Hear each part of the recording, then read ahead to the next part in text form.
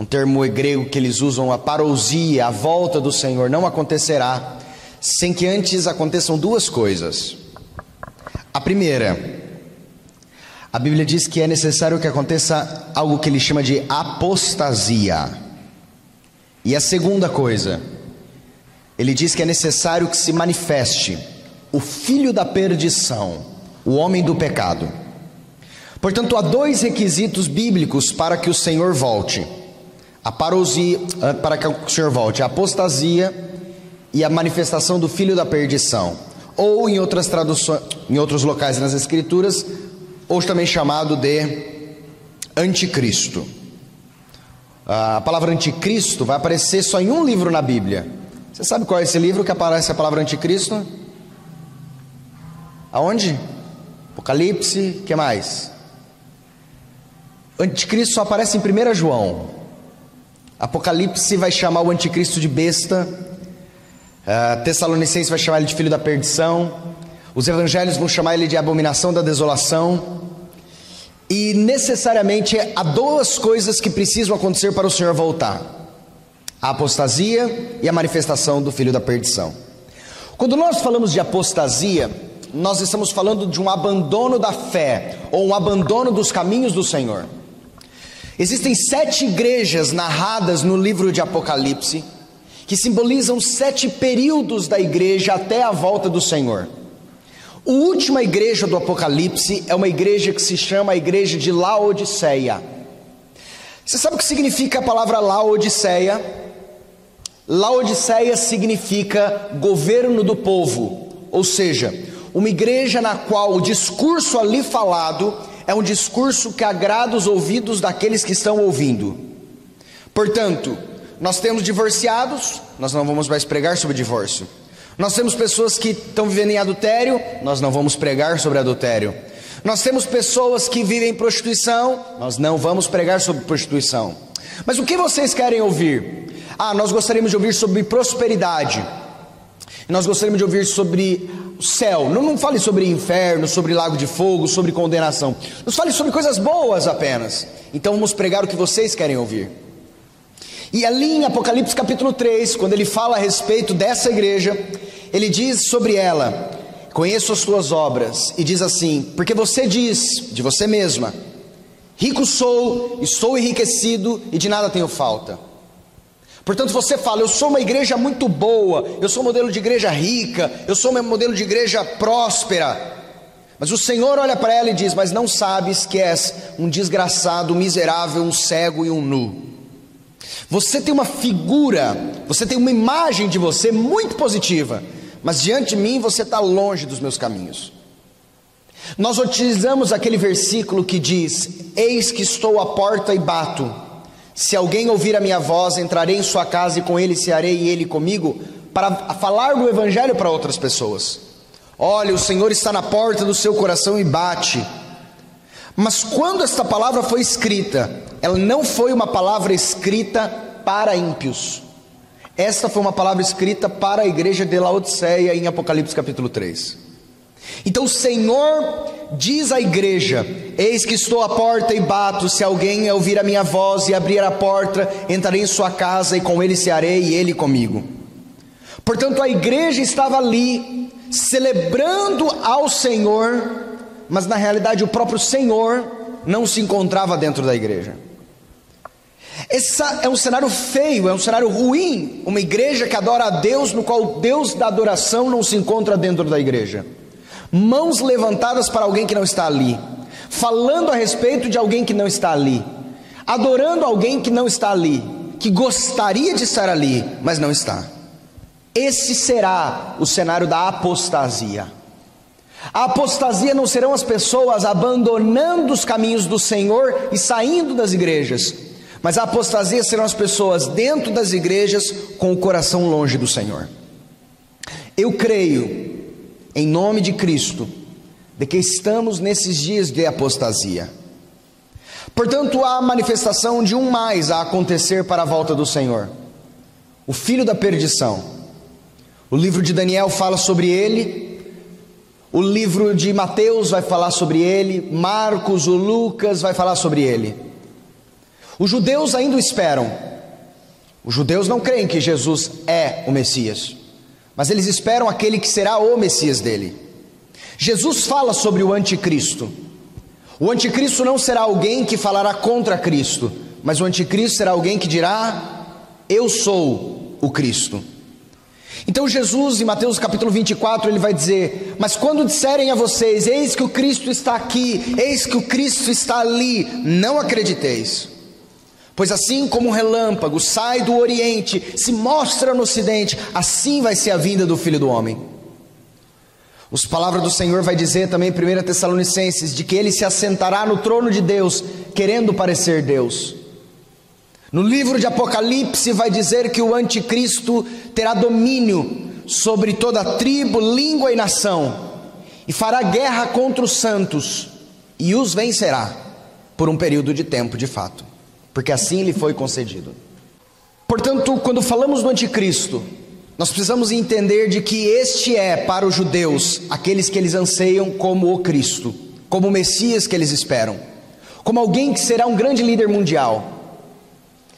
Mas é interessante de que para que assim aconteça, é necessário, para que se ele se assente no trono de Deus, querendo parecer Deus, creio eu pela palavra do Senhor, ainda que haja divergências de outros irmãos, de que haverá necessidade da reconstrução do templo do Senhor na cidade de Jerusalém. Eu não sei se você sabe, mas quando Abraão foi oferecer o seu filho Isaque para sacrifício, Abraão não morava na região de Jerusalém, mas o Senhor diz para ele: vai à região de Moriá, e ali você vai oferecer o seu filho para sacrifício. 3 dias de caminhada, ele chega à região de Moriá, ao Monte Moriá, e este Monte Moriá é um monte ali em Jerusalém.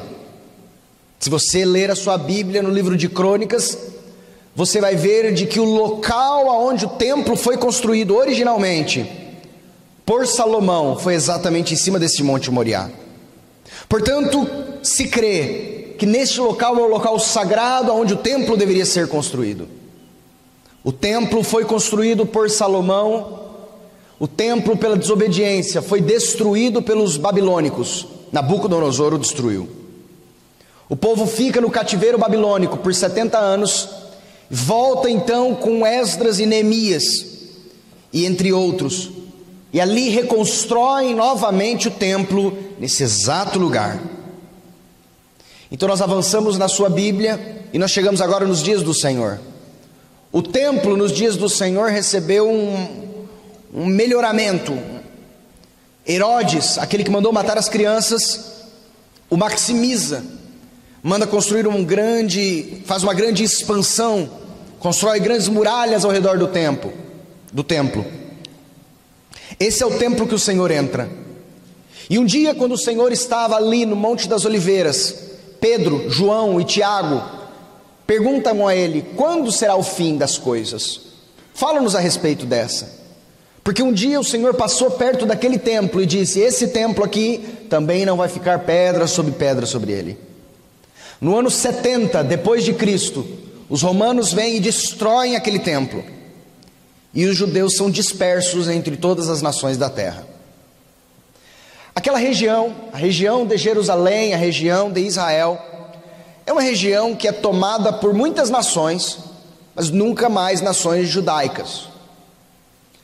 Naquela região, a região onde originalmente foi construído o templo, e ali foi destruído, ali foi reconstruído, ali foi destruído, foi e hoje é o que está sendo construído 2 grandes mesquitas.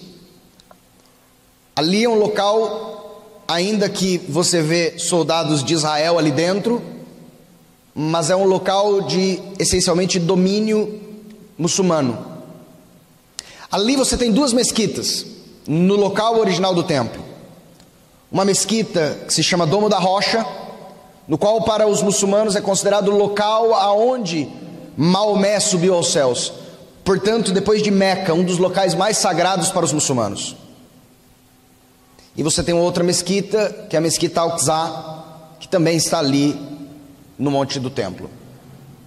Para que o templo seja reconstruído, há divergências. Mas a maioria sustenta de que vai ser necessário destruir essas mesquitas para que ele ali seja construído.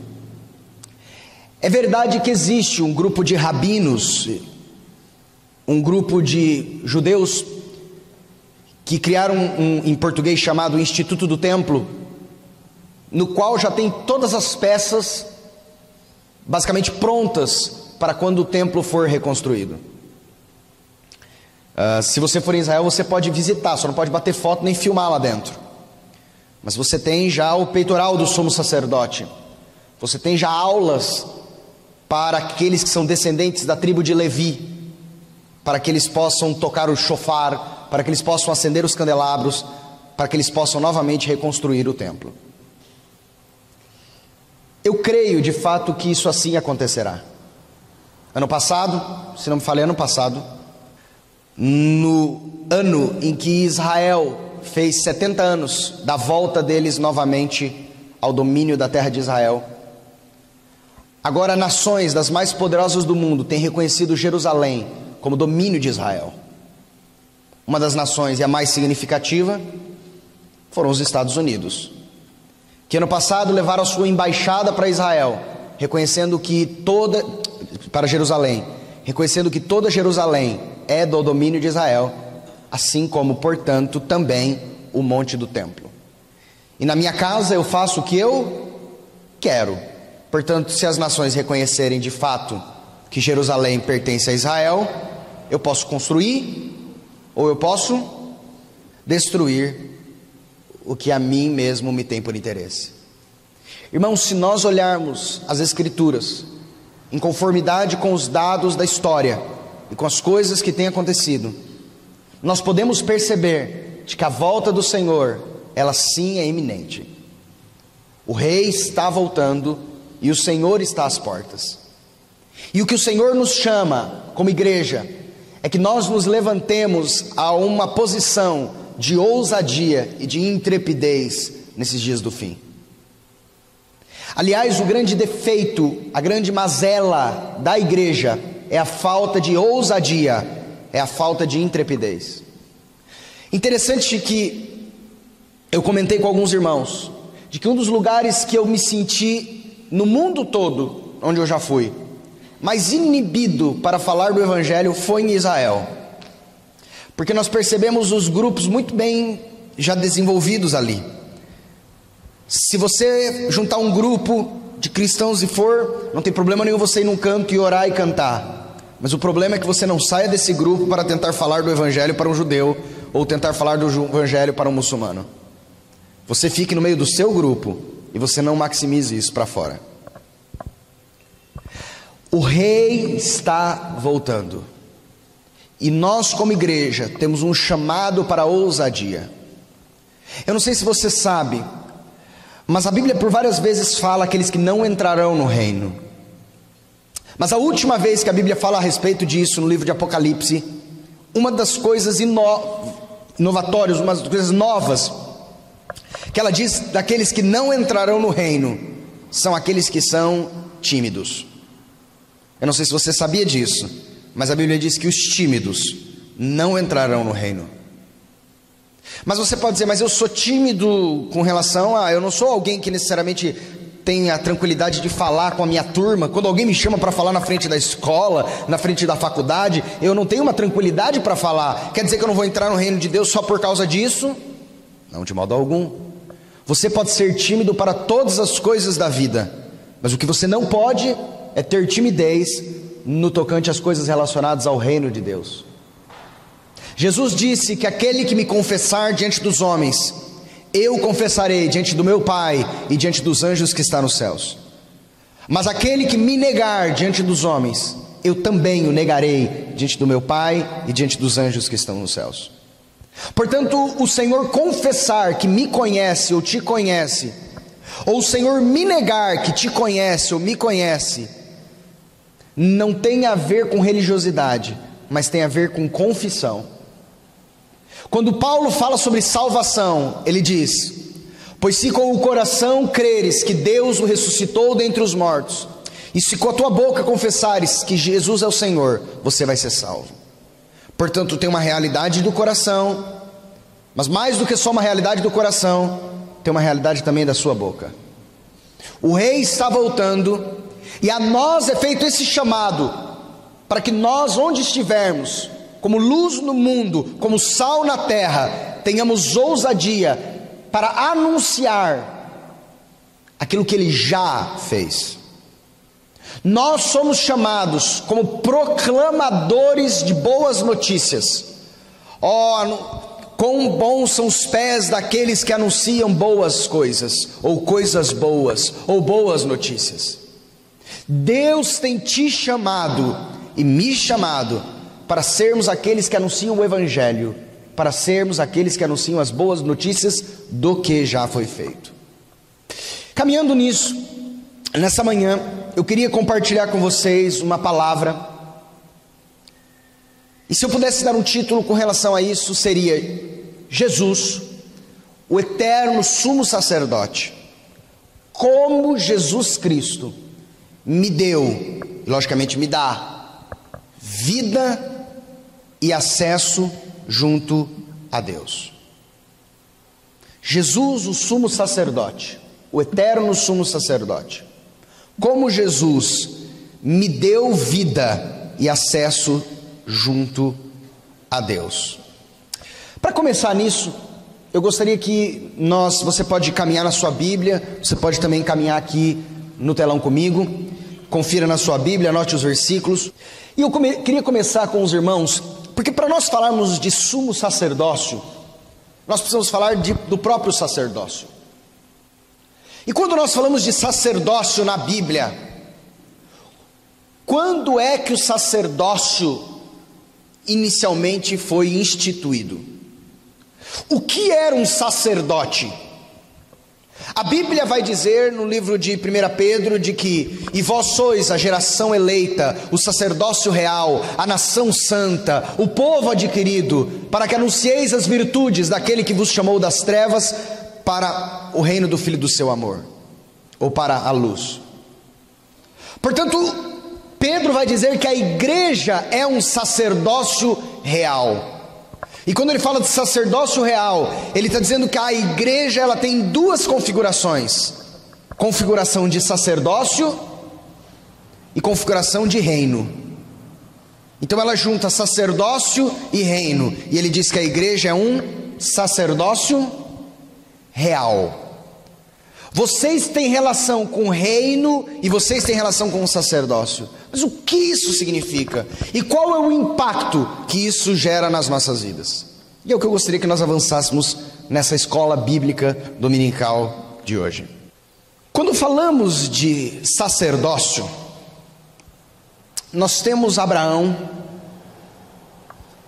que morava na região de Ur dos Caldeus. Abraão sai da região de Ur dos Caldeus, depois que seu irmão Arã morre.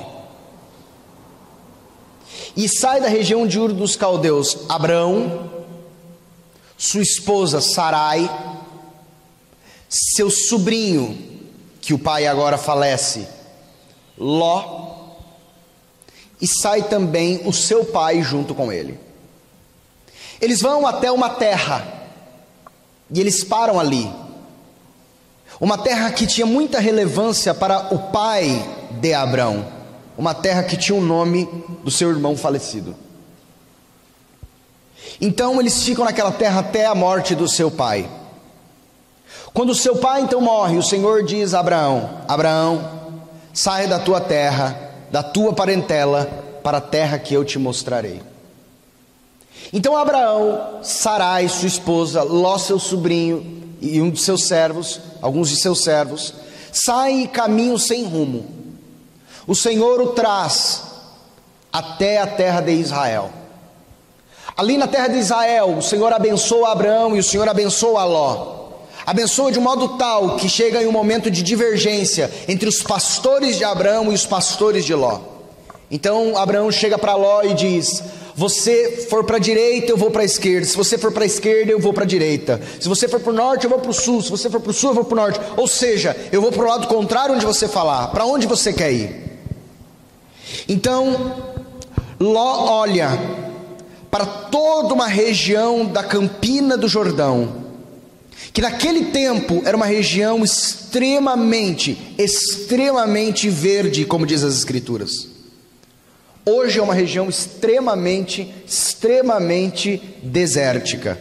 Você tem ali montanhas e você tem ali Mar Morto.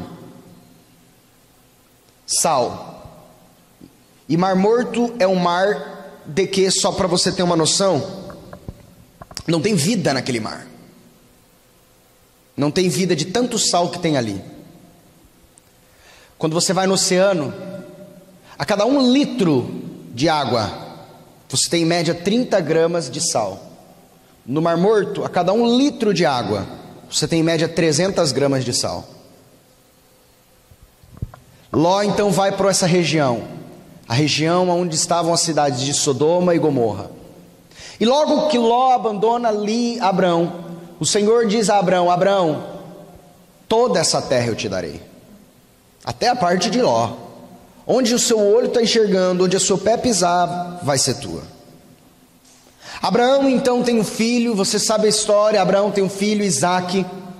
Isaque então tem 2 filhos, Esaú e Jacó. Jacó foge da presença de Esaú, e Jacó vai então à terra de Padã Arã, e ali casa-se com a sua prima, filha do seu tio Labão. Ali então, por intermédio das filhas de Labão e das servas que deram, é da onde surgem as chamadas 12 tribos. 12 tribos de Jacó, os 12 filhos dele, ou também pelo nome de Jacó ser depois mudado, Deus muda o nome de Jacó, enganador, para o nome de Israel. E agora nós temos as 12 tribos de Israel. Na história da vida de Jacó, você conhece essa história. Ali agora José é vendido pelos seus irmãos para o Egito, e depois de ir à casa de Potifar, lançado na prisão, saindo da sua casa com 17 anos de idade, com 30 anos, ele se torna governador de toda a terra do Egito. A fome começa a vir na terra, 7 anos de fartura, portanto 37 anos ele tinha. Mas depois começam 7 anos de fome, revelando-se o sonho que tinha tido o faraó, rei do Egito. Então 2 anos depois dos anos de fome, 37, 38, 39 anos tinha então agora José. Ele sai da sua casa com 17 e agora ele está com a idade de 39 anos. Os seus irmãos aparecem lá, os mesmos que o haviam vendido para o Egito. A história conta que os seus irmãos então, depois de toda a bela história que acontece no livro de Gênesis, vêm com Israel, Jacó, para a terra do Egito. E ali no Egito, eles ficam um período de 430 anos. O Senhor levanta um libertador, Moisés. Moisés, filho de Arão, da descendência da tribo de Levi. Moisés tinha como irmão Arão e como irmã Miriam. O Senhor utiliza Moisés e Arão para libertar o povo da terra do Egito. O povo, pela sua desobediência, fica 40 anos no deserto. E ali no deserto é onde o Senhor dá as primeiras leis ao povo, a chamada Torá, os 5 primeiros livros das Escrituras. E é ali, aos pés do Monte Sinai, ou Monte Horebe, que o Senhor agora fala com relação a sacerdócio. Quem seriam, ou para que seriam os sacerdotes? Sacerdotes seriam aqueles a fazerem a intermediação entre o povo e Deus.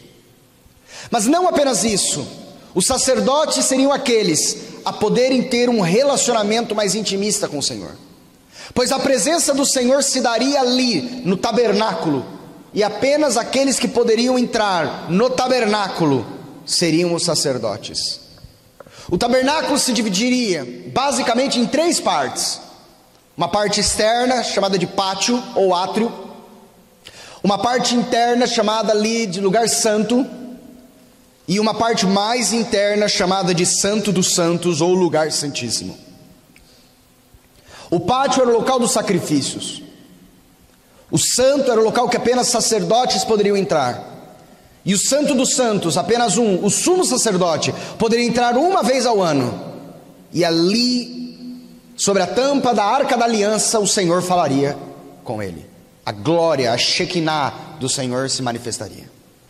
Então, dentre 12 tribos, o Senhor escolhe uma tribo, que seria perpetuamente a tribo a ser regida pela lei, a tribo a ser regida pelo sacerdócio. Você lembra qual é essa tribo? Os levitas. Todo levita é sacerdote? Não. Mas todo sacerdote é levita. Nem todo levita era sacerdote, mas todo sacerdote era um levita. Todos aqueles que eram da tribo de Levi seriam os levitas, portanto aqueles a auxiliar no templo.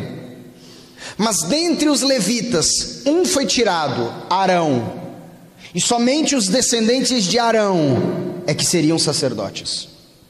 Os primogênitos de Arão seriam os sumos sacerdotes. Arão teve 4 filhos: Nadab, Abiú, Eleazar e Itamar. Nadab e Abiú morreram porque levaram fogo estranho no altar do Senhor. Sobraram-lhe 2 filhos, Eleazar e Itamar. Eleazar se tornou mais velho, portanto depois de Arão, Eleazar se torna o sumo sacerdote.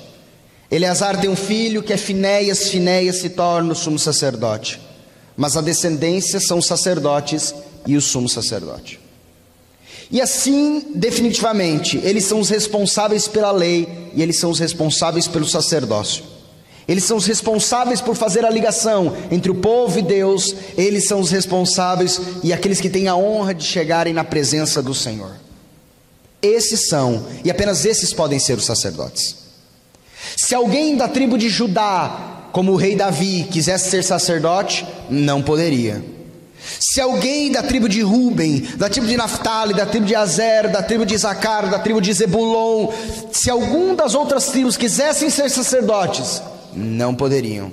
Apenas poderiam ser sacerdotes os descendentes de Arão, que provieram da tribo de Levi. Mas a gente utilizou como um termo Jesus, o eterno sumo sacerdote.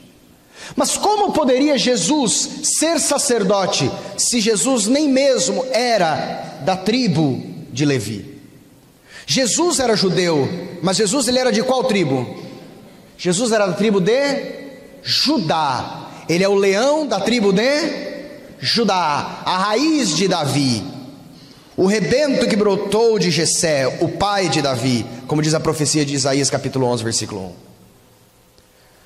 Portanto, ele era da tribo de Judá. E como poderíamos chamar Jesus de um sacerdote ou de um sumo sacerdote, se ele nem mesmo da tribo de Levi era?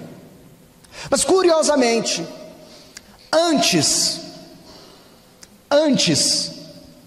muito antes de Abraão ter filhos, antes de Abraão ter Isaac ter Jacó e Esaú, Jacó ter os 12 tribos, os 12 filhos, os seus filhos terem agora Moisés, ter Arão, ter os sacerdotes. Antes disso, a Bíblia fala de um sacerdote de Deus que aparece nas Escrituras, o mistério de Melquisedeque. Em Gênesis capítulo 18, versículo 18 a 20, vai dizer: Melquisedeque, rei de Salém, trouxe pão e vinho. Era sacerdote do Deus Altíssimo. Abençoou ele a Abrão e disse: bendito seja Abrão pelo Deus Altíssimo, que possui os céus e a terra, e bendito seja o Deus Altíssimo, que entregou os teus adversários nas tuas mãos, e de tudo lhe deu Abrão o dízimo. Quem é este? Quem é este que toma esse título tão imprescindível? Sacerdote? Mas como poderia ele ser um sacerdote, se o sacerdócio bíblico é o sacerdócio que veio com os levitas, e muitos anos depois, mais de 430 anos depois, é que veio o sacerdócio levítico, lá no deserto, no Monte Sinai. Aliás, uma das coisas que tinha dentro da Arca da Aliança era a vara de Arão que floresceu, para provar que o sacerdócio era por Arão. Um dia, alguns das tribos disseram: nós queremos o sacerdócio, porque o sacerdócio é só por Arão. Isso aí é coisa do Moisés, Arão é irmão do Moisés, isso aí é Moisés que está dando um jeitinho. Então o Senhor diz a Arão: todas as tribos de Israel, cada uma tome uma vara, e nós vamos deixar todas essas varas aqui na presença da Arca da Aliança, dentro do Santo dos Santos, e amanhã nós vamos voltar aqui. A vara que florescer é a vara que será sacerdócio, para que vocês tenham prova disso. Então eles pegam uma vara da tribo de Judá, eles pegam uma vara da tribo de Isacar, uma vara da tribo de Zebulon, uma vara da tribo de Naftali, uma vara da tribo de Gade, uma vara da tribo de Azer, uma vara da tribo de Simeão, uma vara da tribo de Rubens, uma vara da tribo de Levi, e colocam 12 varas ali. No dia seguinte eles voltam. Qual vara tinha florescido? A vara da tribo de Levi, mostrando, portanto, que o sacerdote era pelos levitas, para que nunca ninguém falasse mais: esta é a vara que ficava na Arca da Aliança. Mas agora, nós vimos aqui nas Escrituras um tal de Melquisedeque, muito antes de tudo isso, sendo chamado de sacerdote. Quem é este Melquisedeque? Quem é este rei de Salém? Quem é este que pode ter... Está errado o texto? Obrigado, Gênesis 14, então corrija, ainda bem que vocês olharam. Quem é este? Quando o escritor dos Hebreus fala de Melquisedeque, ele diz: é alguém de difícil interpretação, porque vocês se fizeram negligentes para ouvir a palavra. Mas quando ele vem agora em Hebreus capítulo 7, versículo 1 em diante, falando sobre esse Melquisedeque, ele diz o seguinte: porque este Melquisedeque, e a palavra Melquisedeque é uma palavra que significa rei de justiça, rei de Salém. A palavra Salém significa paz. Portanto, este Melquisedeque, rei de justiça, rei da paz, sacerdote do Deus Altíssimo, que saiu ao encontro de Abraão quando voltava da matança dos reis e o abençoou, para o qual também Abraão separou o dízimo de tudo. Primeiramente se interpreta, quem é este? E as Escrituras dizem: primeiramente se interpreta rei de justiça, que depois também é rei de Salém, ou seja, rei de paz. Deixa eu só passar aqui. Sem pai, sem mãe, sem genealogia, que não teve princípio de dias, nem fim de existência, entretanto feito semelhante ao Filho de Deus, permanece sacerdote perpetuamente. Quem é aquele que não teve princípio de dias, nem fim de existência? Quem é aquele sem genealogia, eterno? Quem é aquele semelhante ao Filho de Deus? Esta é uma, como a Bíblia chama em alguns momentos, a Bíblia não utiliza esse termo, mas existem alguns aspectos, uma chamada cristofania. Você sabe o que é uma cristofania? É uma manifestação de Cristo no Velho Testamento. Por exemplo, quando você vê a conversa de Abraão a respeito da destruição de Sodoma e Gomorra, a Bíblia diz que apareceram 3 homens para conversar com Abraão. E a Bíblia diz que desses 3 homens que apareceram para conversar com Abraão, 2 deles eram anjos, os 2 que foram a Sodoma e Gomorra e tiraram Ló de lá antes da destruição da cidade. E um terceiro, o Senhor é quem conversa com Abraão. E é quando Abraão começa a falar: se tiverem tantos justos em Sodoma, se tiverem tantos justos em Sodoma, se tiverem tantos justos, o Senhor não perdoa. Se tiverem 15, e se tiverem 10, e se tiverem 5. Logicamente não é o Senhor Altíssimo, o Deus, o Pai que ali se manifestou, mas Cristo, uma cristofania, assim como em outras narrativas das Escrituras.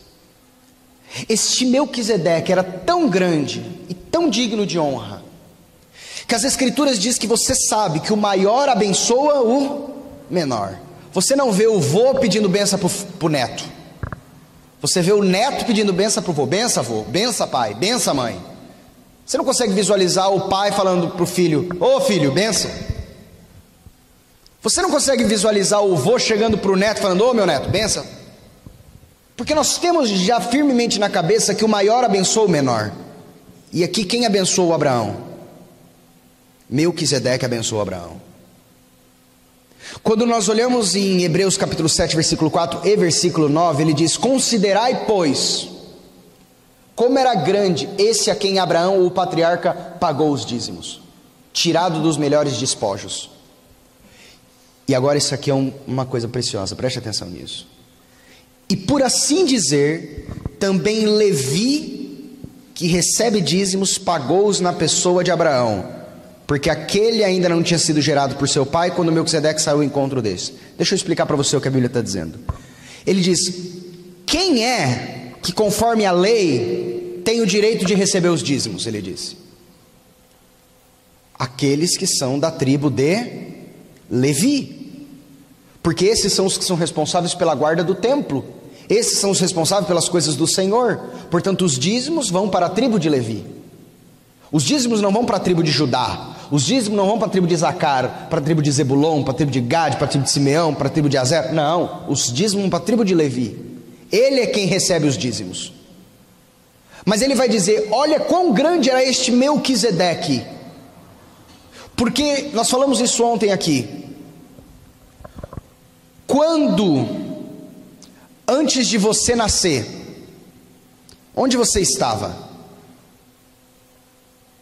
Em seu pai. E seu pai estava onde antes dele nascer? Em seu vô. E assim por diante. E ele diz aqui: neste momento Abraão não tinha tido ainda Isaac, não tinha tido ainda Jacó, não tinha tido ainda Levi. Portanto, em Abraão estava ainda Isaac, em Abraão estava ainda Jacó, em Abraão estava ainda Levi, que um dia sairia das suas forças. Portanto, ele disse: no momento em que Abraão paga o dízimo a Melquisedeque, a palavra de Deus diz, era como se toda a descendência de Abraão estivesse também pagando o dízimo a Melquisedeque. Era como se Isaac estivesse pagando o dízimo a Melquisedeque. Era como se, pagando não, dando. Era como se Jacó estivesse dando o dízimo a Melquisedeque. E era como se o próprio Levi estivesse dando o dízimo a Melquisedeque. E ele diz: veja quão grande era este sacerdócio de Melquisedeque. Um sacerdócio que o próprio sacerdócio levítico dá dízimos a ele. Quão digno de honra, quão maravilhoso é este mistério de Melquisedeque.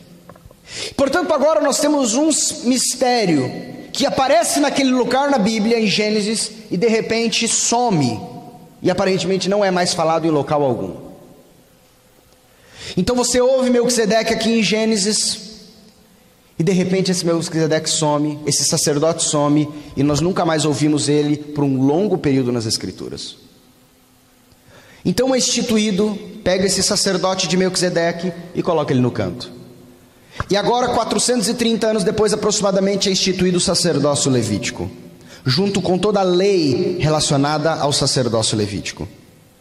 Mas o problema foi de que o sacerdócio levítico e a lei relacionada ao sacerdócio levítico não trouxe perfeição, não trouxe vida de maturidade nas pessoas, não trouxe realidade, não porque a lei não era boa, mas porque a lei junto com a minha natureza não conseguia gerar algo que agradava ao coração de Deus. Pois quando a lei me dizia não matarás, eu descobri em mim uma lei que batalha contra a lei, como diz o apóstolo Paulo, uma lei dentro de mim, que eu não sabia que eu era um matador, mas quando alguém disse para mim não matarás, eu percebi que eu era um matador. Eu não sabia que eu era um adúltero, mas quando a lei disse para mim não adulterarás, eu descobri que eu era um adúltero. Eu não sabia que eu era um mentiroso, mas quando a lei disse não dirás falso testemunho, eu descobri que eu sou um mentiroso. Eu não sabia que eu era um cobiçador, mas quando a lei disse não cobiçarás, eu descobri que eu era um cobiçador. Pois quando a lei, em Êxodo capítulo 20, foi dada ao povo, o povo quando ouve a lei de Deus, qual é a palavra que o povo diz a Moisés? Tudo que o Senhor tem dito, faremos. Baba, simples, tranquilo. Mas de repente eles falaram, é isso, 10 mandamentos, é para fazer isso? Fechou, tranquilo, tudo que o Senhor tem dito faremos. De repente ele sai e fala: opa, peraí, acabei de mentir. Mas eu não sabia sobre mentira, porque não tinha uma lei dizendo não mentirás, não dirás falso testemunho. É como se você fosse alguém viciado em roer unha. Viciado em roer unha. Mas você nunca percebeu que você é viciado em roer unha. Até um dia que alguém chega para você e diz: a partir de hoje tem uma lei, é proibido roer unha. Beleza? Você fala: tranquilo, pode aprovar. Porque você nunca percebeu que você era um viciado em roer unha. E depois que aprova a lei, é que você percebe que você era um viciado em roer unha. A natureza de pecado sempre existia, mas ela não era revelada enquanto não existia a lei. E a lei serviu para mostrar o que já existia dentro do homem, que era a natureza de pecado. E aí em Hebreus capítulo 7, versículo 11 e 12 vai dizendo: se portanto a perfeição houvera sido mediante o sacerdócio levítico, se isso tivesse gerado algo bom, se isso tivesse gerado vida, pois nele baseado o povo recebeu a lei, que necessidade haveria ainda que se levantasse outro sacerdote segundo a ordem de Melquisedeque, e que não fosse contado segundo a ordem de Arão?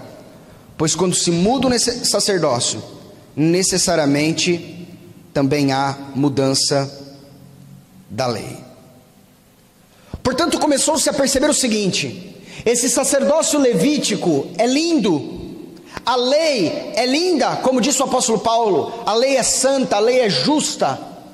Como disse tão brilhantemente Salmos capítulo 119, pelos seus vários versículos, a lei é maravilhosa. Mas Paulo diz: o problema não é a lei, o problema sou eu. Portanto, essa lei que era para me gerar vida, pois a alma que fizer essas coisas por elas viverá, ao invés de me gerar vida, essa lei tem me gerado morte.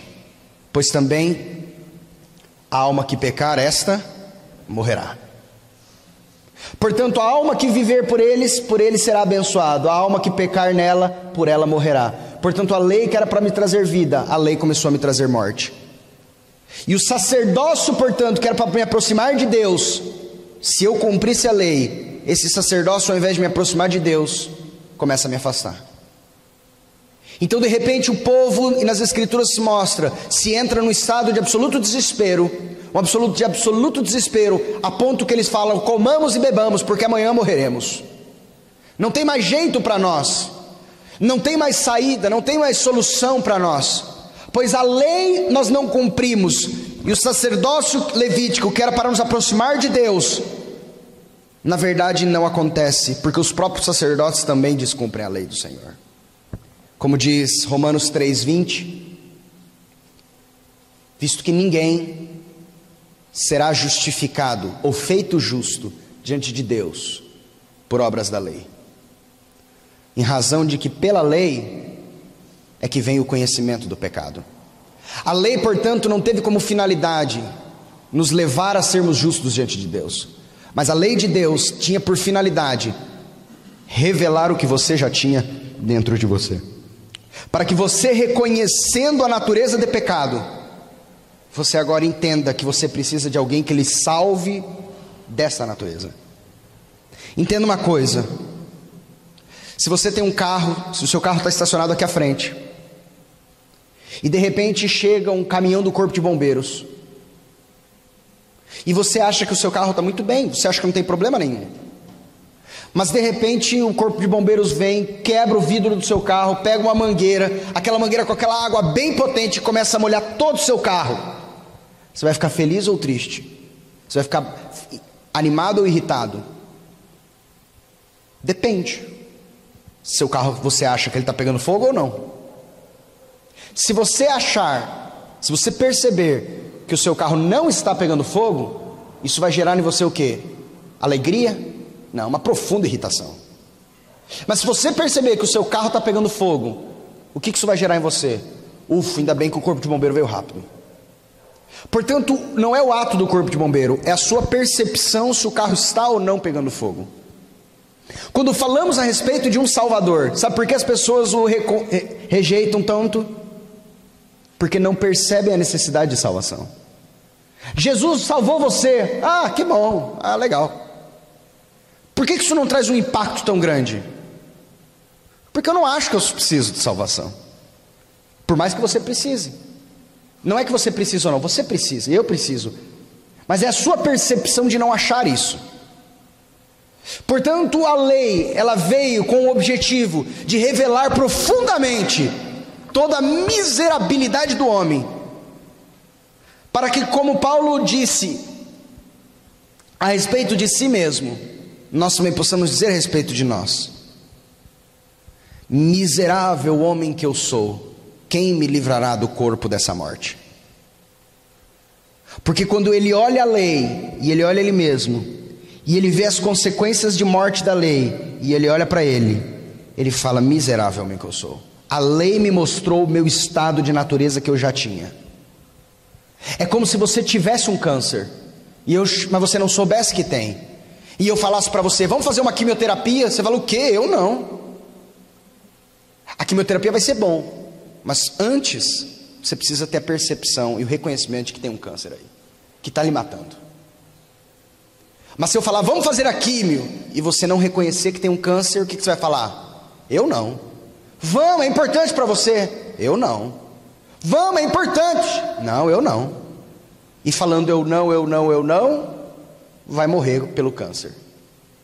Portanto, a natureza pecaminosa é aquilo que destrói o homem, e o Senhor vem com a lei para, por meio dela, fazer com que o homem possa perceber a existência dessa natureza pecaminosa, e reconhecendo a existência dessa natureza pecaminosa, possa procurar o médico dos médicos, o Salvador. Eu disse que então aparece Melquisedeque em Gênesis, e por muitos anos se fala do sacerdócio levítico, que não está trazendo soluções.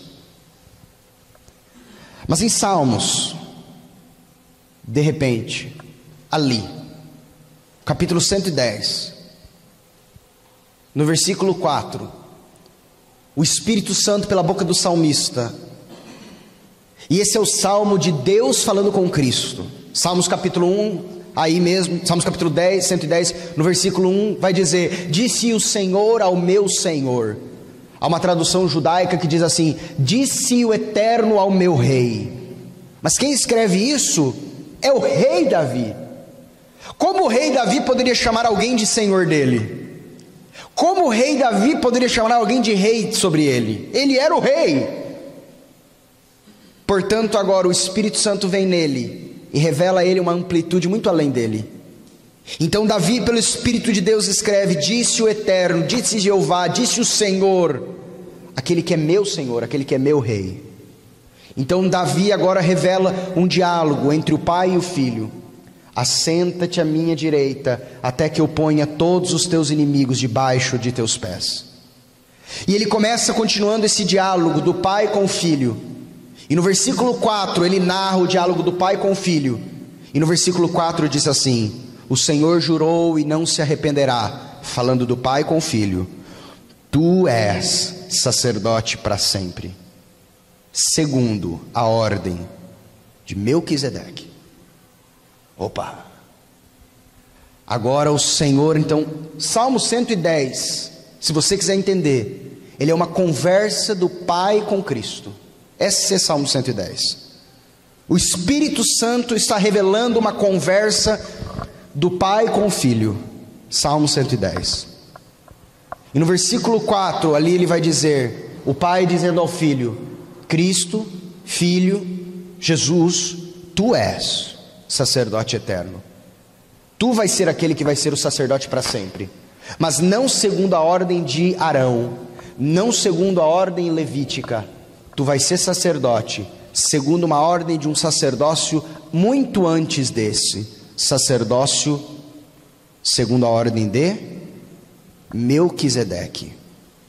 Agora, falando sobre o sacerdócio de Melquisedeque e uma nova aliança, a da graça. Hebreus 7, 18 a 19 vai dizer: portanto, por um lado, se revoga a anterior ordenança por causa de sua fraqueza e inutilidade. Ele está falando agora da lei relacionada ao sacerdócio levítico. Pois a lei nunca aperfeiçoou coisa alguma.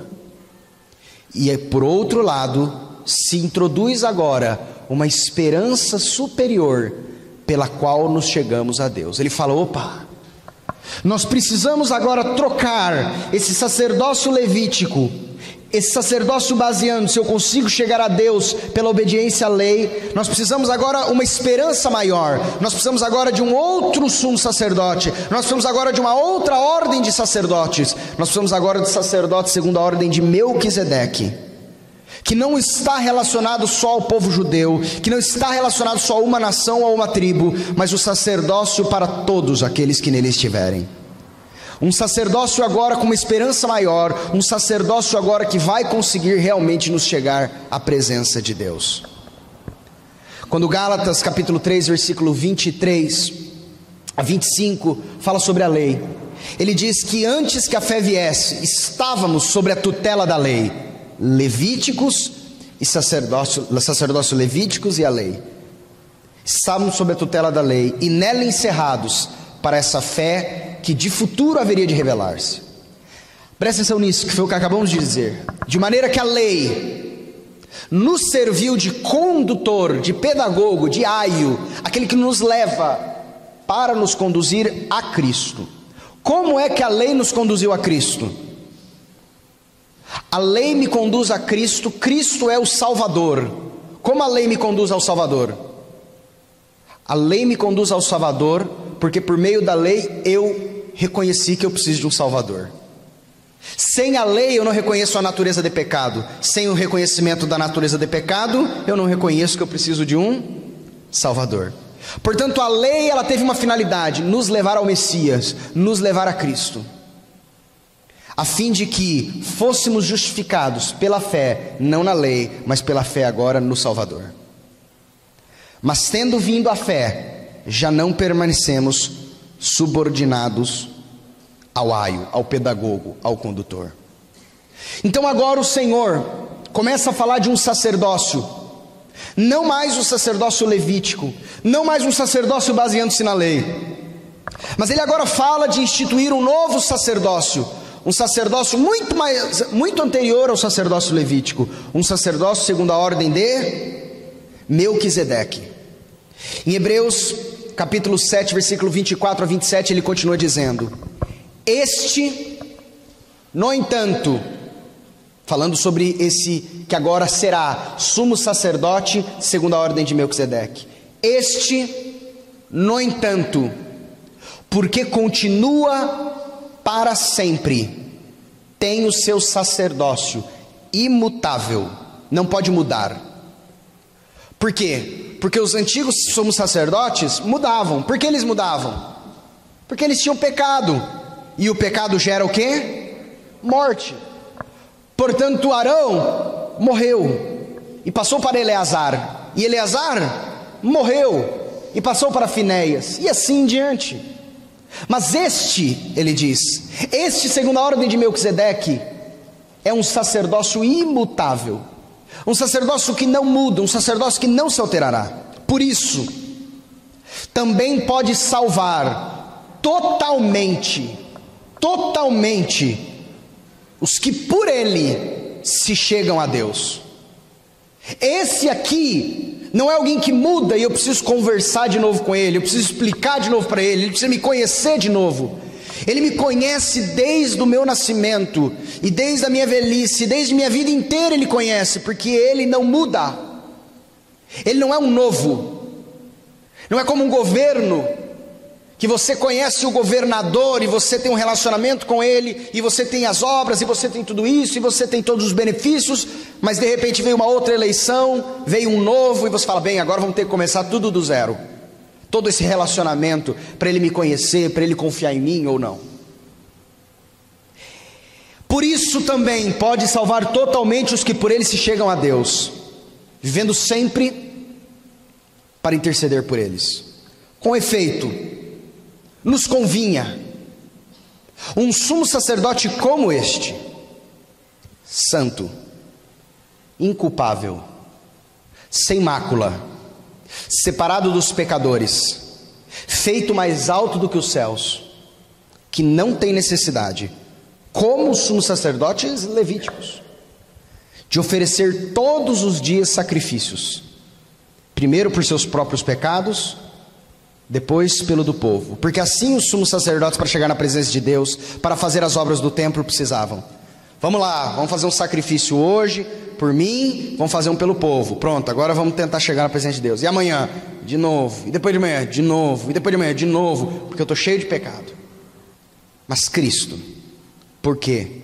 Fez isso uma vez, por todas, quando a si mesmo se ofereceu. Ele disse: o sacerdócio levítico precisa todos os dias oferecer sacrifícios. Se você ler o livro de Êxodo, Números, Deuteronômio, Levíticos, Êxodo, Levíticos, Números, Deuteronômio.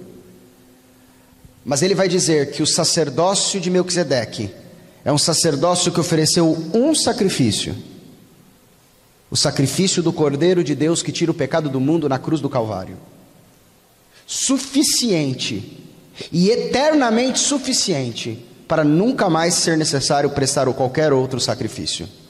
Esse sacrifício foi suficiente por todos os pecados de todo o povo para todo sempre. E esse sacrifício foi suficiente para poder chegar na presença de Deus e lá permanecer perpetuamente. Porque a lei constituiu sumos sacerdotes levíticos a homens sujeitos à fraqueza. Mas a palavra do juramento, qual é a palavra do juramento? Salmo 110:4. O Senhor disse: não se arrependerá. Tu és sacerdote eterno, segundo a ordem de Melquisedeque, que foi posterior à lei, constituiu o Filho perfeito para sempre. Olha que palavra maravilhosa. Ele disse: existia sacerdócio segundo Melquisedeque, veio a lei, mas a lei não trouxe perfeição. Então, depois da lei, agora nós estamos falando um salmo de Davi, bem depois da lei, veio agora, pelo Espírito de Deus por Davi, uma palavra de juramento. Salmo 110:4. Tu és sacerdote eterno segundo a ordem de Melquisedeque. E é o que diz aqui: a lei constituiu os sumos sacerdotes a homens sujeitos à fraqueza. A palavra de juramento, que foi posterior à lei, constituiu o Filho perfeito para sempre. Em Hebreus 8:1-2 vai dizer: ora, assuma o essencial do que temos dito, e que eu quero que vocês entendam, é que hoje possuímos tal sumo sacerdote. Quando Jesus passa pelo templo, ele diz: destruí esse templo, e em 3 dias eu o reconstruirei. Isso escandaliza, dizendo, eu não me lembro a data exata, se 46 anos que foi a data, mas por tanto tempo foi este templo construído, e você diz que em 3 dias ele reconstrói 44? 40 anos? Não me lembrava. Esse templo foi construído, e você diz que em 3 dias você o reconstruirá novamente? Sim. E o Senhor em 3 dias o reconstruiu. Um novo templo, com um novo sumo sacerdote, com novos sacerdotes, com uma nova lei. Quando ele morre, ele derrama o seu sangue, o que lhe dá acesso a entrar à presença do Senhor. No 3º dia, ele ressuscita, e a sua igreja que morreu com ele, nele, ressuscita com ele. Se fomos batizados na sua morte, também seremos em sua ressurreição. A sua igreja que ressuscita com ele, agora é constituída para Deus como pedras vivas do novo templo do Senhor, a igreja.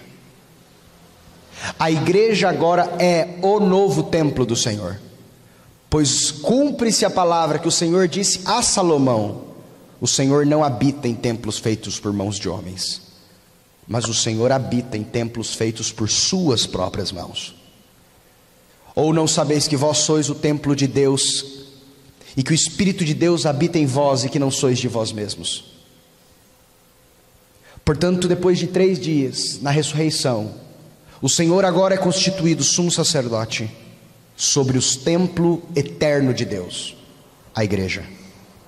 Como sumo sacerdote, ele agora está na presença de Deus, intercedendo para aqueles que fazem parte do templo.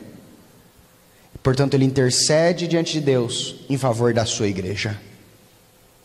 Ele agora, como sacerdote eterno, eu preciso ler com essa palavra com os irmãos, olha só o que diz: possuímos tal sumo sacerdote, que se assentou à destra do trono da majestade nos céus. Para um pouco aqui. Os sumos sacerdotes levíticos, eles uma vez no ano, no Yom Kippur, poderiam entrar no Santo dos Santos por pouco tempo. Ali no Santo dos Santos, eles levavam sangue. Ali no Santo dos Santos, eles levavam os incensos que representam as orações dos santos. Ali no Santo dos Santos, ele entrava uma vez no ano, saía, e só ano que vem poderia entrar na presença do Senhor novamente. Mas esse sumo sacerdote, e ele entrava ali no Santo dos Santos, o sumo sacerdote levita, da tribo de Levi, em favor de si, mas em favor de todo o povo, uma vez no ano. Mas agora este sumo sacerdote, segundo a ordem de Melquisedeque, Jesus Cristo, adentrou a presença de Deus não numa figura como o Santo dos Santos, mas na própria presença de Deus. Ele se assentou na presença de Deus, e ali ele não fica por um momento e daqui a um ano volta. Ele se assentou e a destra de Deus permanece para sempre. Aquele sumo sacerdote clamava ao povo por alguns momentos e depois saía. Este sumo sacerdote clama e permanece clamando em favor daquele que são parte do seu povo, que se assentou à destra do trono da majestade nos céus, como ministro do santuário, preste atenção nisso, e do verdadeiro tabernáculo que o Senhor erigiu, e não o homem. Pois aquele tabernáculo no deserto, aquele tabernáculo de Salomão, aquele tabernáculo de Esdras e Neemias, aquele tabernáculo era uma figura do verdadeiro, mas aquele não era o verdadeiro. Sabe como nós sabemos que aquele não era o verdadeiro? Você lembra Êxodo? Olha o que diz Êxodo 25:9, quando o Senhor dá as instruções do tabernáculo para Moisés. Obrigado. Êxodo 25:9. Segundo tudo que eu te mostrar para modelo. Então Moisés está no Monte Sinai e o Senhor ali fala com ele e diz: Moisés, segundo tudo que eu te mostrar para modelo do tabernáculo, para modelo dos seus móveis, assim mesmo fareis. Êxodo 25:4, vê pois que tudo faça segundo o modelo que te foi mostrado no monte. Êxodo 26:30, levantarás o tabernáculo segundo o modelo que te foi mostrado no monte. Portanto, Moisés viu uma realidade e ele replicou um modelo. Portanto, o tabernáculo de Moisés não era o tabernáculo definitivo, ele era uma réplica na terra do que era para ser uma realidade espiritual. Mas como nós acabamos de ler aqui,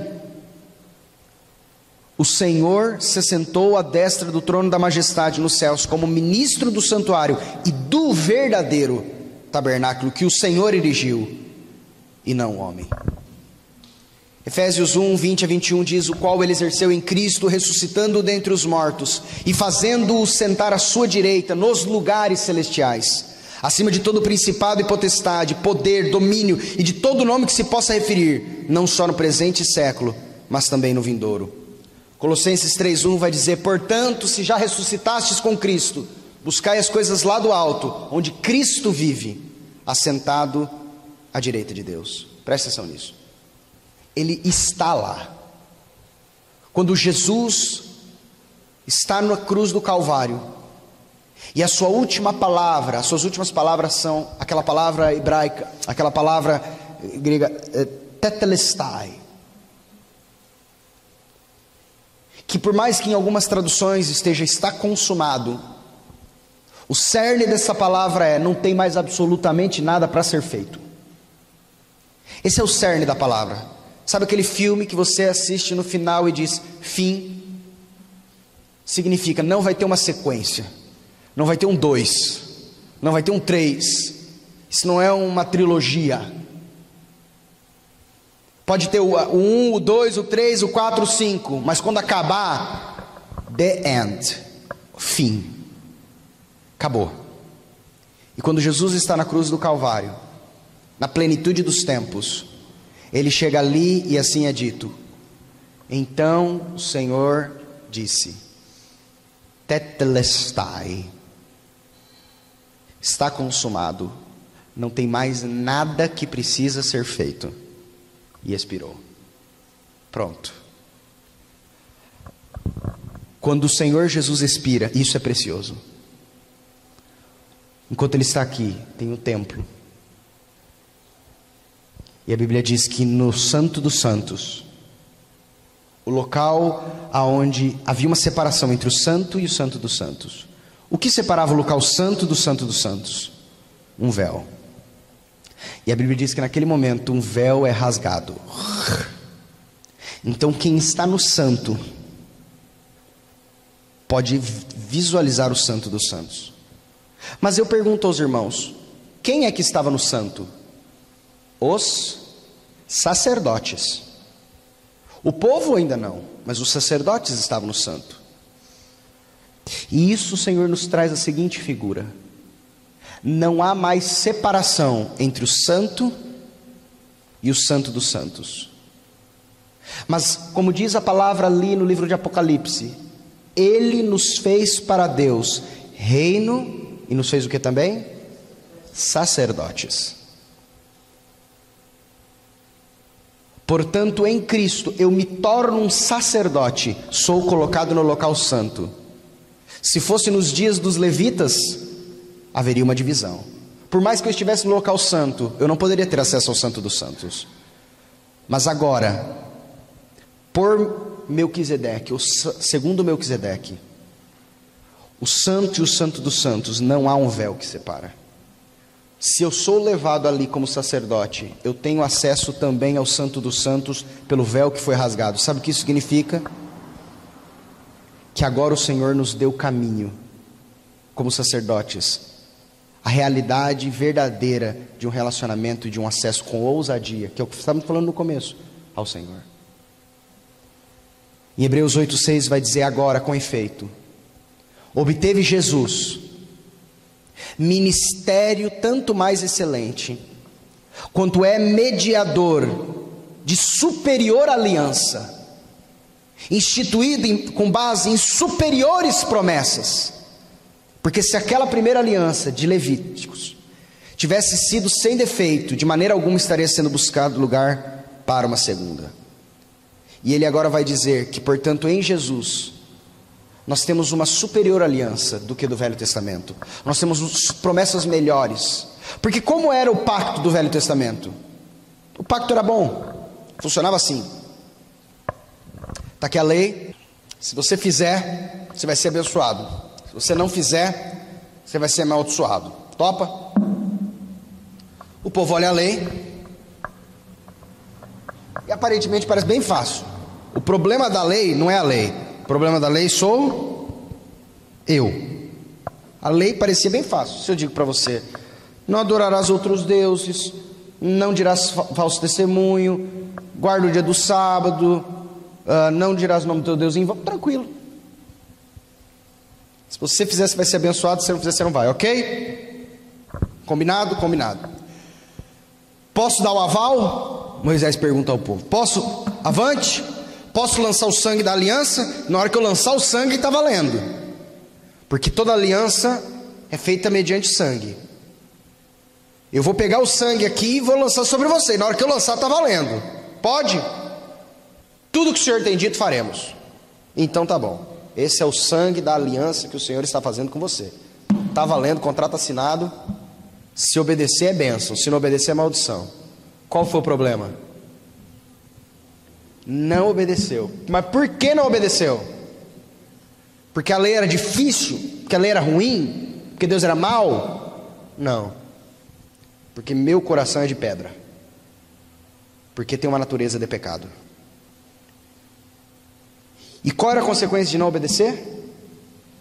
Maldição. Mas agora o Senhor fala, esse era o sacerdócio levítico, vamos para o sacerdócio de Cristo. Vamos para o sacerdócio de Cristo.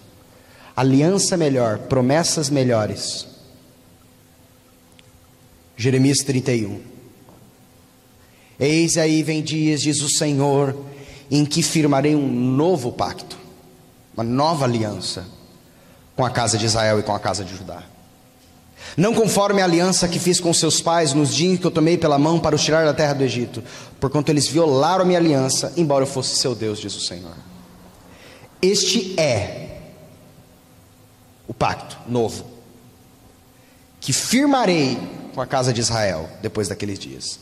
Esse primeiro não deu certo, vamos fazer um novo? Vamos. Qual que é o novo?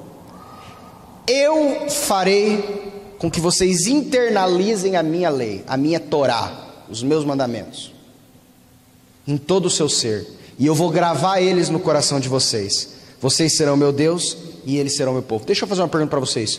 Que parte ficou para eu fazer alguma coisa aqui? Sobrou nada para eu, pastor? Eu farei com que vocês internalizem a minha Torá em todo o seu ser. Eu gravarei ela no coração de vocês. Eu vou ser o Deus de vocês. Vocês só vão ser meu povo. Isso é consequência. A aliança, a superior aliança, também chamada de aliança da graça, é a aliança do Evangelho, é a aliança da boa notícia. Qual é a aliança da boa notícia? Eu vou colocar no seu coração para fluir e para os meus mandamentos não serem pesados para você. Portanto, se você estiver em Cristo, você vai fazer a vontade dEle, sem perceber, isso vai ser leve. Se você estiver na nova aliança, se você estiver no novo sumo sacerdócio, se você estiver no novo pacto, mas o problema é que muitos da igreja querem estar debaixo da velha aliança. Mas se vocês estiverem debaixo do novo pacto, eu vou colocar dentro de vocês, eu vou escrever no coração de vocês, eu vou ser o Deus de vocês, e vocês vão ser aqueles que vai dizer: Senhor, quando te vimos com fome te demos de comer, quando te vimos com sede te demos de beber. O Senhor está dizendo que a gente fez essas coisas, mas a gente nem percebeu. Senhor, como disse João, seus mandamentos não são pesados. Dizendo novo pacto, envelheceu primeiro. Hebreus 8:13. Ora, o que foi tornado velho, o antigo pacto, que se envelhece, está perto de acabar. Hebreus 9:11 e 12. Quando, porém, veio Cristo, como sumo sacerdote dos bens já realizados, mediante o maior e mais perfeito tabernáculo, não aquele tabernáculo do Egito, não aquele tabernáculo do deserto, não aquele tabernáculo de Salomão, não aquele tabernáculo de Esdras e Neemias, mas o tabernáculo eterno, o tabernáculo verdadeiro, o tabernáculo que é a igreja, não feito por mãos, quer dizer, não desta criação, não por meio de sangue de bodes e de bezerros, mas pelo seu próprio sangue. Jesus entrou no Santo dos Santos, à direita de Deus, na presença de Deus, uma vez por todas, tendo obtido eterna redenção. Continuando, por isso mesmo, Ele é o meio, o caminho da nova aliança, essa que a gente acabou de ler. Você quer que obedecer a Deus não seja difícil? Você quer que obedecer a Deus seja algo leve? Você precisa estar na nova aliança. Você precisa entender que a nova aliança é Jesus, o sumo sacerdote. Porque nós podemos falar de Jesus, mas muitas vezes queremos viver como na antiga aliança, entendendo que é tudo no mérito, porque a gente vive numa sociedade meritocrática. Sabe o que é uma sociedade meritocrática? Se você fizer, você ganha. Se você não fizer, você não ganha. Nada de graça, não é verdade? Quando a gente vê um negócio aí que parece muito bom, a gente fala, tem coisa escondida aí. Deve ter alguma cláusula pequena. Pega a lupa para a gente dar uma olhada. Tem coisa. O negócio está muito bom para ser verdade. Muito bom para ser verdade. Eu me lembro uma vez que eu estava num site de leilões. E lá dizia que era um site de leilões de produtos vindos de banco, etc. tal. Mas estava preços muito atrativos. Muito atrativos. Cheguei em casa, comentei com a minha esposa. Falei, olha, eu vou dar uma pesquisada, parece muito bom. Nem que seja para comprar, para revender, que se não gostar. São preços atrativos, não era pichincha. Mas eram preços muito abaixo do preço de mercado.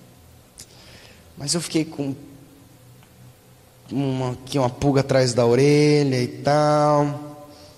E aí fiz uma pesquisa sobre o site. Um site muito bem feito. O que eu descobri?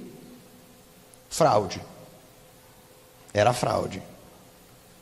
Aí eu comentei com a minha esposa, falei, sabia, era muito bom para ser verdade.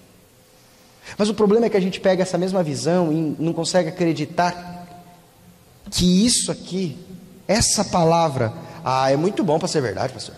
É muito bom isso aqui. É muito bom para ser verdade. É de graça. Mas não tem que fazer nada. Você está dizendo que se eu quiser buscar a Cristo, eu busco a Cristo e as demais coisas, até mesmo a vontade de Deus vai ser acrescentada. Eu vou fazer a vontade de Deus. Eu vou falar, estou fazendo a vontade de Deus, não estou nem percebendo. É como se eu estivesse respirando. Estou respirando e nem percebi que eu estava respirando. Se você perceber, você percebe que está respirando. Mas se você não perceber, você para de respirar? Não. Estou fazendo a vontade de Deus, não estou nem percebendo. Ele é o mediador da nova aliança, a fim de que, intervindo a morte, para perdão, para remissão das transgressões que havia sobre a primeira. Por quê? Olha que interessante, estávamos primeiro debaixo da primeira aliança. Qual era a primeira aliança? Se você pecar, você vai morrer. Aí veio o Senhor e morreu. Por que ele morreu? Primeiro ele morreu para perdoar todas as desobediências que eu fiz da primeira aliança. Porque eu desobedeci a primeira aliança. Então o Senhor veio e diz assim, intervindo a morte para a remissão das transgressões que havia sobre a primeira aliança. Pronto, perdoou tudo que eu fiz sobre a primeira aliança. E agora, eu continuo vendo, porque se o Senhor me perdoar tudo que eu fiz de errado da primeira aliança, mas Ele me deixar debaixo da primeira aliança, o que vai acontecer? Eu vou continuar transgredindo, porque o problema é a aliança? Não, o problema portanto Ele tem que me perdoar, mas Ele tem que mudar isso aqui. Não adianta Ele só me perdoar, Ele tem que me perdoar e mudar. Então o que diz o texto? Olha só, por isso mesmo Ele é mediador de uma nova aliança, a fim de que, intervindo a morte para a remissão das transgressões que havia sobre a primeira, recebam a promessa da eterna herança os que têm sido chamados. Porque onde há testamento, é necessário que intervenha a morte do testador. Presta atenção nisso, isso é muito legal. Tinha uma palavra no Velho Testamento, no livro de Jeremias, que diz: eis que vem dias, diz o Senhor, e que estabelecei uma nova aliança. Essa palavra aliança, você pode substituir ela pela mesma ideia de: eis que vem dias, diz o Senhor, e que estabelecerei um novo pacto. Ou: eis que vem dias, diz o Senhor, e que estabelecerei um novo testamento. Por isso a sua Bíblia chama Velho Testamento e chama Novo Testamento. A Bíblia também poderia chamar de Velha Aliança e Nova Aliança, ou de Velho Pacto e Novo Pacto. Eis que vem dias em que estabelecerei um novo testamento. Foi uma promessa. Lá em Jeremias, era uma promessa. Um dia vão ter efeitos do Novo Testamento. Mas quais são as palavras desse Novo Testamento? E ele diz: esse Novo Testamento é um testamento que eu vou colocar as minhas leis no seu interior. Mas isso começou a acontecer na profecia de Jeremias? Não.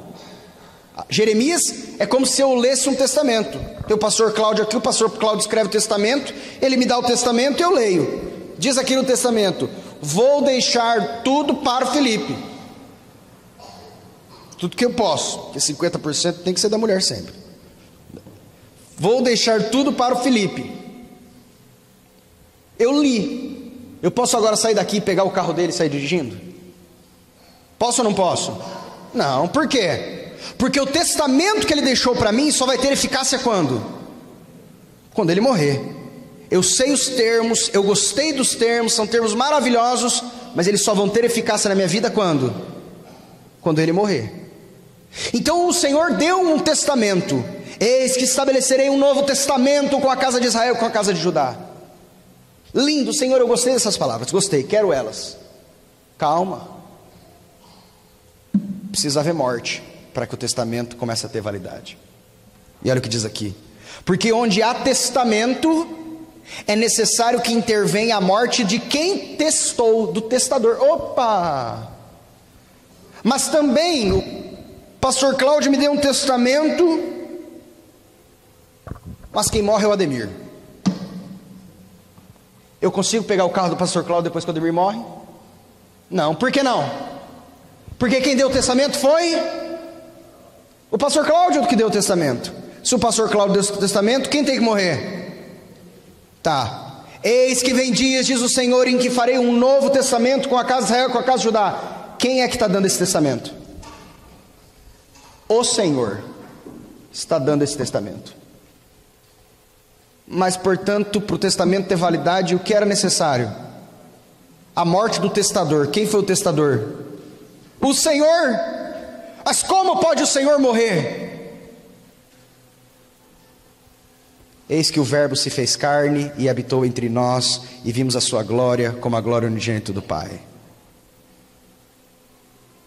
Filipe diz ao Senhor: Senhor, mostra-nos o Pai, que isso nos basta. Ó, Filipe, está comigo há tanto tempo e não tem me visto? Não sabeis que eu estou no Pai e o Pai está em mim? Portanto, Deus testa, Deus dá o testamento. Mas para esse testamento começar a ter validade, aquele que deu o testamento tem que morrer. Portanto, o pacto da nova aliança só poderia ter validade se o testador morresse. Então vem agora o Senhor, e na cruz do Calvário ele diz: não tem nada mais para ser feito, tetelestai, está consumado. Pode começar a valer o testamento já. Ponto. Sabe por quê? Isso.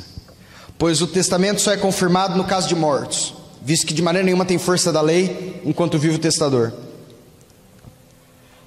A primeira, Hebreus 9, 18, 20, pelo que nem a primeira aliança foi sancionada sem sangue, porque havendo Moisés proclamado todos os mandamentos segundo a lei a todo o povo, tomou o sangue dos bezerros dos bodes com água, lã, tinta de escarlate, isopo, e aspergiu não sobre o próprio livro, como sobre todo o povo, dizendo: esse é o sangue da aliança que Deus prescreveu para vós. Eu vou pular isso, depois eu volto. Esse eu quero, Lucas 22, 19 e 20. Então o testador está ali, na mesa com seus discípulos,